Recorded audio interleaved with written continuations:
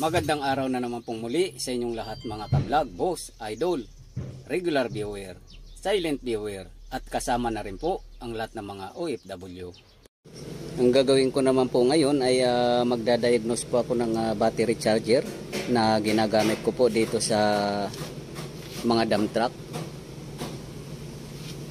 So itong battery charger ko po na ginagamit ay hindi na po siya gumagana. Pero yung mga nagdaang linggo po ay may indikasyon po siyang minsan gumagana siya at minsan naman ay hindi. So ngayon po ay tuluyan na po siyang hindi gumagana. So idadiagnose ko po siya ngayon.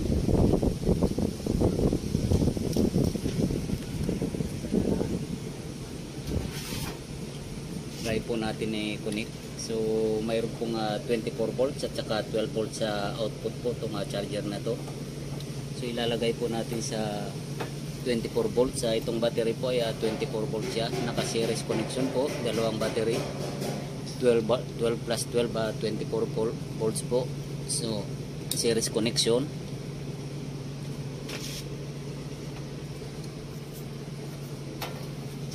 At ilalagay naman po natin itong isa sa negative side. So ganyan po. Naka-series po siya.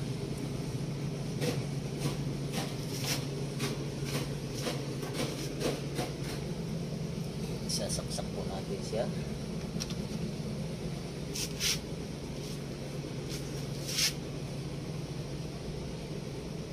So ayan po ay binuksan ko na siya para ma-diagnose ko yung loob kung anong naging dahilan.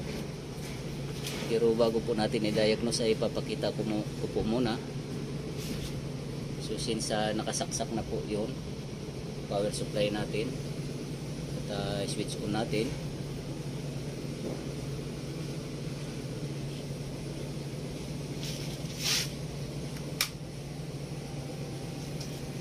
So ayan lang po yung lumalabas niya.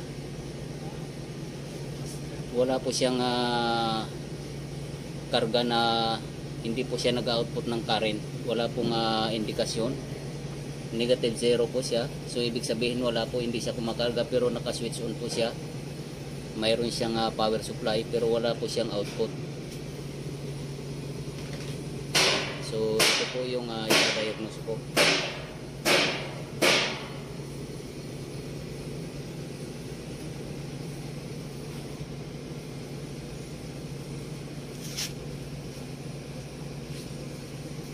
Switch off natin ulit.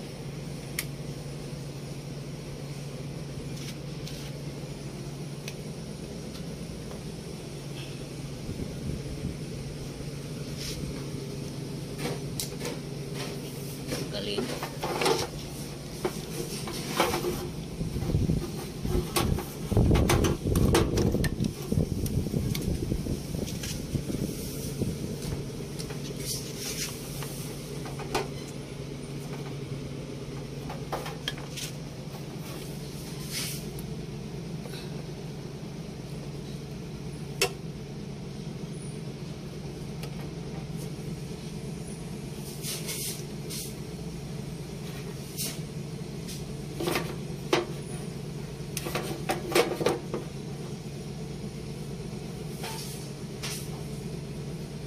So ang una ko pong chichikin dito ay yung dalawang alligator clamp po, yung negative at saka positive. So chichikin ko po para ma-verify ko po yung diode kung okay po ba siya.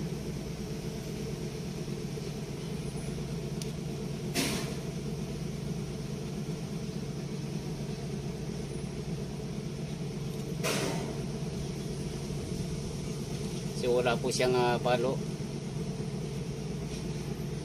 Dapat po ito baliktaran po ay papalo po yan yung tester. So wala po siya.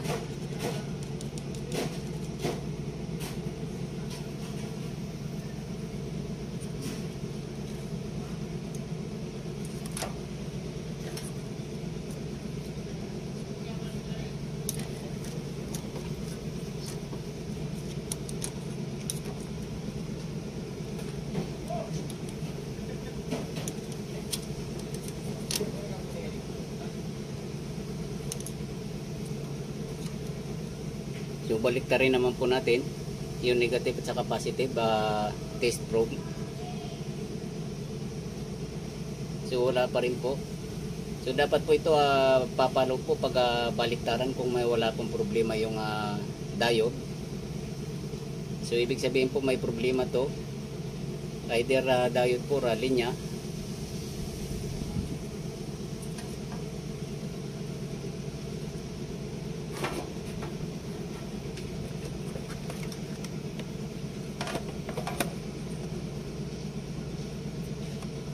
So dito po tayo sa before cable po magte-test.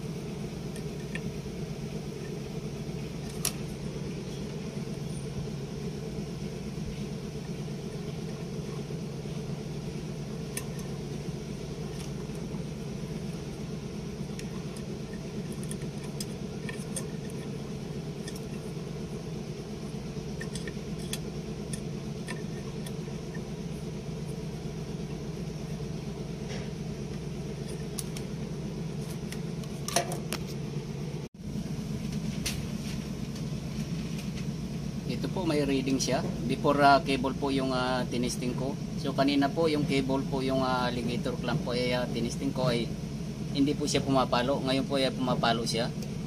So ibig sabihin po mayroon po problema sa linya ng cable.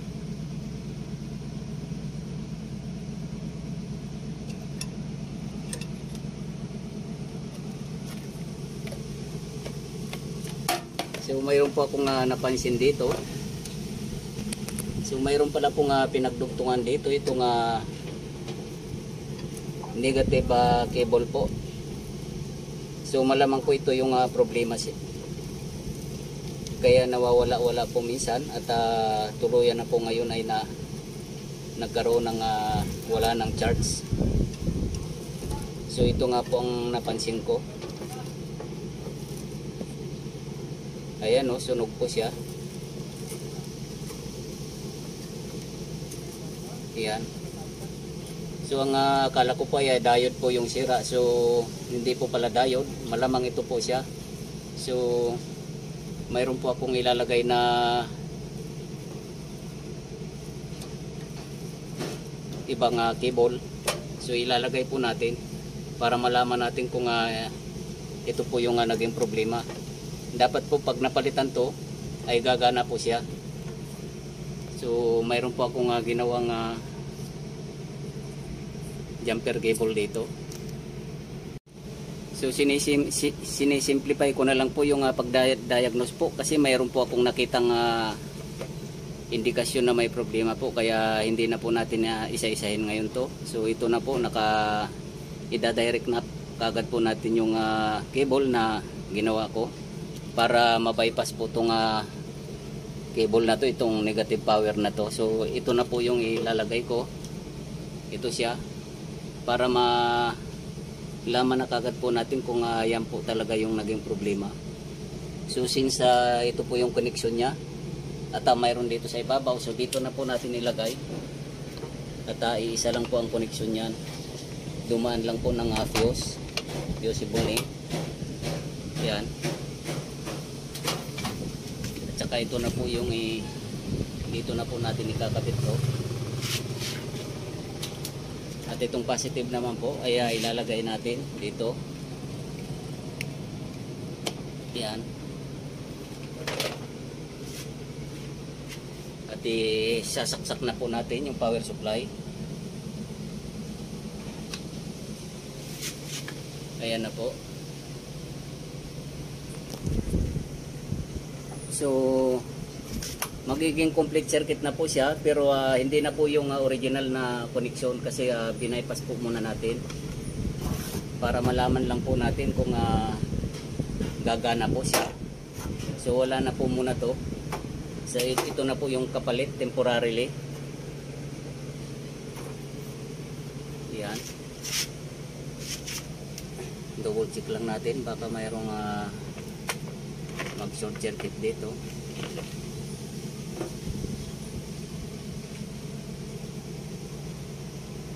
So ayan na po.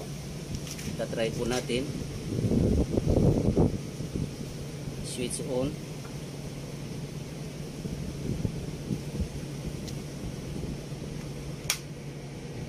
So ayan po, naka reading 00 pa rin po. kasi hindi pa po siya naka-connect doon sa battery.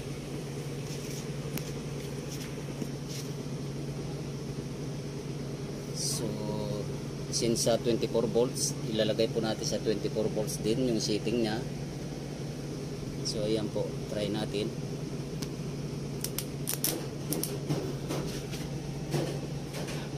Ayan po, kung napansin nyo po ay kumarga siya.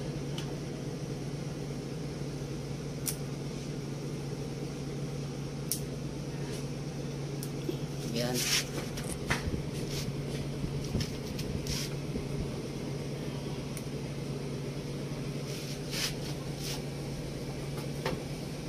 So ayan po, nag-charge na siya. So ibig sabihin po, yung problema ay nandito po sa cable na to, itong dugtong na to. So wala po sa diode.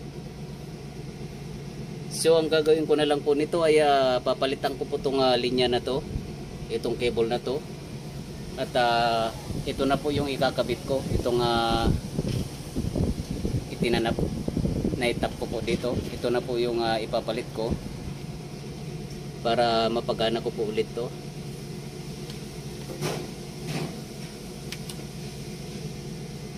At hindi ko na po chichikin yung diode isa-isa dahil confirm na po.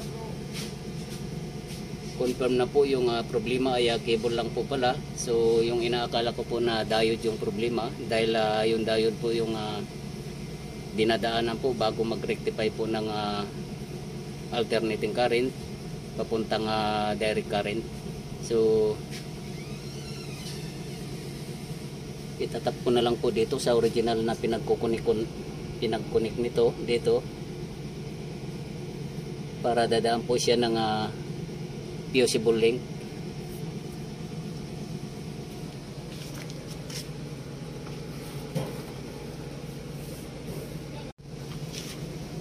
At itong cable na to tatanggalin ko po at ito pa rin yung gagamitin kong clamp para magamit siya. At ilipat nga po natin sa, since naka maximum po siya, ilipat po natin sa minimum kung gagana rin po ba siya. So ayan po, gumana pa rin siya.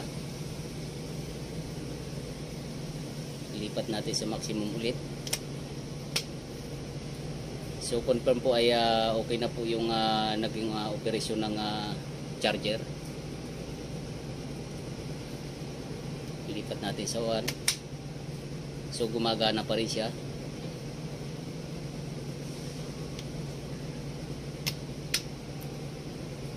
Yan. So ngayon po ay ayusin ko na lang po to, itong mga linya na to, at ibabalik ko na rin po sa original na cover itong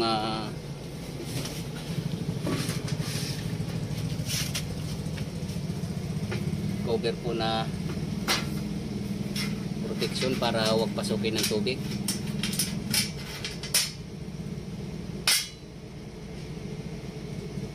At magre-retightening na rin po ako ng mga screw dito para masigurado po natin na walang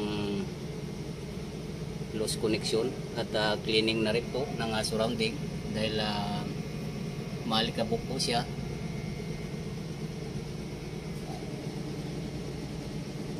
So gumana na po siya at hindi ko na po ipapakita yung pagkakabit po ng tamang linya dito sa loob kasi haba na po yung video natin ito. So sana po nagustuhan nyo yung video kong ito. Please like, subscribe na lang po and hit notification bell para sa susunod na mga video. God bless all po.